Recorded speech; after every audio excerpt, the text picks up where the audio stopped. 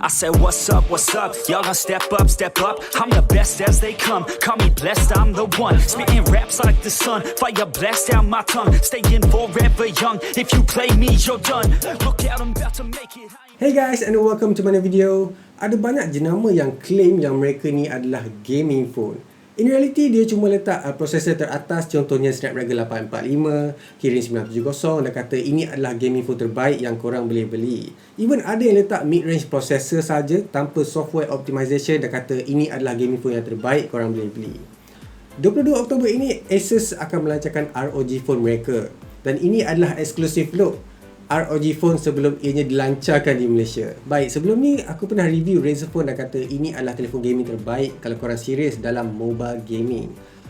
Pendirian aku masih lagi kekal dan aku harap selepas itu banyak lagi jenama akan mengikuti jejak langkah Razer ini. Tetapi masih belum dapat cari telefon yang hampir sama dengan Razer Phone ataupun hampir dengan Razer Phone ini. Untuk gaming phone, aku memang dah harap akan ada banyak features ada pada telefon tersebut. Tapi untuk telefon ni, aku tak sangka akan ada sebanyak ni pada telefon sahaja. Contohnya macam, cuba korang tengok dekat ROG Phone ini. Macam, ada banyak perkara yang berlaku dekat sini. Apa yang perlu aku tahu? Secara terus kalau tengok pada kaca belakang contohnya, yang ada cuma warna hitam. Tengok depan-depan akan nampak macam smoky grey. Belum ada pilihan warna lagi setakat ni. Harap ada apabila ROG tu keluar nanti. Dalam gelas ni ada beberapa garisan yang nampak macam klasik shell yang keras. Sama yang ada dekat Honor Play. Awesome-nya, design shell cooling system agak cantik. Dia perbuat daripada material nickel yang mana lebih keras daripada aluminium biasa menurut ROG.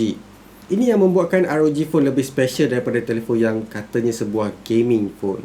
Sistem penyejuk yang ada 3 lapisan yang pastikan suhu prosesor sentiasa terkawal, copy heat spreader, chamber yang besar dan juga carbon cooling pad. Semua lapisan ni hanya untuk memastikan gaming korang lancar. Ada juga sebab ROG all out dengan cooling system macam ni. Nanti aku beritahu. Tak ketinggalan juga, ROG Phone disekalikan dengan dual setup kamera, 12MP daripada Sony dan 8MP wide seingat saya daripada Samsung. Aku tak pasti sejauh mana kamera ROG ni boleh pergi. Aku akan cuba dalam review akan datang. Screen ROG Phone ni 6 inci klasik 18:9. Nasib baik tak ada notch dekat screen. Aku tak pasti kenapa gaming phone perlu ada notch macam yang ada dekat pasaran tu. Fakta menarik, panel dekat sini adalah AMOLED pada kelajuan 90Hz refresh rate. Ini adalah perkara yang baru dalam smartphone. Walaupun tak setinggi 120Hz Razer Phone, aku masih dapat bezakan skrin biasa dan extra refresh rate yang diberi. Tapi 1080p display tu agak sedikit spoil ROG. Dua front facing speaker dekat depan dengan aksen warna keemasan ataupun warna copper. Bunyinya agak kuat tapi aku akan cuba lagi dalam video review akan datang. Jadi dia guna tiga USB Type-C pada telefon ni.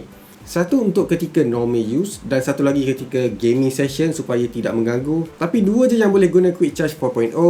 Jadi dekat sini aku mula persoal logik akal jenama yang kata headphone jack makan ruang.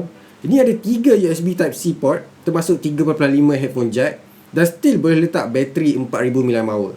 Kata engineering team hebat lah, nampaknya ROG Phone lagi hebat ni. Anyway, ROG Phone ni guna special overclock processor daripada Qualcomm iaitu Snapdragon 845 pada kelajuan 2.96 GHz. Hampir 200 MHz lebih daripada normal Snapdragon 845. Tapi tak semudah tu Qualcomm bagi pada ROG. Qualcomm meletakkan beberapa syarat pada ROG. Contohnya mempunyai cooling system yang lebih efisien untuk sejukkan prosesor. Sebab korang sendiri tahu, lebih berkuasa maka lebih cepat panas. Jadi itulah sebabnya korang nampak ROG cipta cooling system yang overkill. Semata-mata nak yakinkan Qualcomm untuk bagi mereka guna prosesor overclock. Sekarang korang tahu. Phone ni masih guna Android 8.0. Aku tak pasti bila mereka akan update. Tapi chances mungkin tipis. Lepas tu ada feature ni nama dia X Mode. Aku tak pasti kenapa banyak phone cuba letak X dekat telefon dia orang. By the way, di dalam kotak ROG Phone ni terdapatnya kipas penyejuk yang boleh lekatkan bersama dengan ROG Phone. Contohnya macam dekat sini ada connector pada bahagian bawah. Cuma lekatkan saja macam ni. Dan korang boleh dengar sekali kipas ni mula berpusing apabila disambungkan pada telefon dan juga tidak mengganggu apabila ingin memegang phone macam ni. Dan boleh mengecas pada bahagian bawah. Di sini ada USB Type-C dan juga headphone jack. So tak adalah mengganggu sangat. Kemudian dekat bahagian belakang ni terdapat logo ROG dan juga RGB light pada aksesori kipas ini. Nice lah ROG, nice. Macam gaming laptop ROG, diorang juga akan ada gaming center untuk kawal, pantau. Contohnya freekan RAM untuk bagi ruang bila main game jadi frame rate tak jatuh dan lebih konsisten. Okey, aktifkan X mode pada control center atau genggam je bahagian bawah phone. Kemudian akan nampak tindak balas dekat wallpaper. Animation pada cube mula terbuka nampak macam Allspark punya cube dalam filem Transformer. Where is the cube?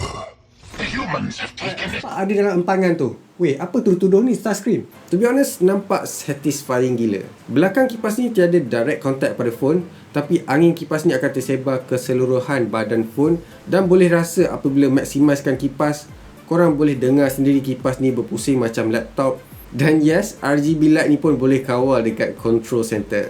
Satu lagi fungsi yang mungkin membuatkan korang nak beli phone ni adalah air triggers. Basically ada extra butang pada sebelah kiri phone yang dinamakan ultrasonic air triggers. Cara aku melihat sensor ni macam sama yang ada pada Google Pixel 2, tapi kita akan lihat macam mana performance ni nanti. Kelebihan bila guna extra button yang mana aku jamin tak perlu susah-susah nak kena bawa aksesori lebih. Semua processing power, overclock Snapdragon 845, Adreno GPU, cooling system yang dicipta sendiri oleh Asus korang boleh pantau dalam game Genie. Tekan display info akan letak CPU usage, GPU frame rate, even suhu sekalipun, so dapat tahu kau akan dapat the best performance daripada ROG Phone itu sendiri. Tahun ni rasanya dah banyak jenama yang mula marketkan phone gaming diorang. Dan sebenarnya permintaan untuk gaming phone ni sangat tinggi, jadi itulah sebabnya tiba-tiba banyak phone gaming keluar. Kalau tengok acara tempatan pun dah banyak e-sport dan disokong oleh kerajaan sendiri aktiviti ni. Hadiah pun sampai boleh capai ratus ribu dekat Malaysia. Kalau masuk luar negara, mungkin boleh sampai jutaan ringgit. Gaming app pun semakin bagus dan memerlukan processing power yang cukup berkuasa untuk berjalan dengan lancar. Tapi tak bermakna perlu mengorbankan pengalaman menggunakan telefon selain daripada gaming je. Ada banyak lagi perkara yang aku sendiri ingin cuba dengan lebih lama, contohnya terutamanya aksesori kipas penyejuk ini dengan chip pemproses Snapdragon 845 yang boleh di overclock, kemudian air triggers yang tidak memerlukan sebarang aksesoris. Nantikan video ROG Phone review guys. Macam ni guys, leave a like and subscribe, stay awesome and keep smiling, and I'll see you guys on my next video.